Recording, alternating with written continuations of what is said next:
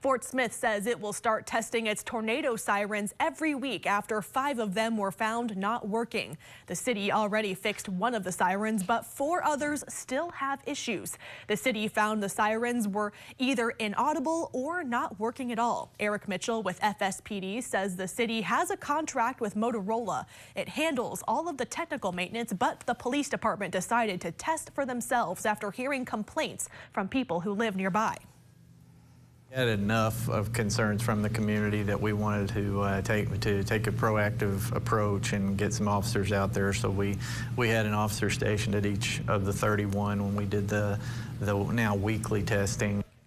We reached out late this afternoon to Motorola to learn more about its role in the repairs. We're still waiting to hear back. Head on over to fox24news.tv to see a full map of the city's sirens and which ones are still broken.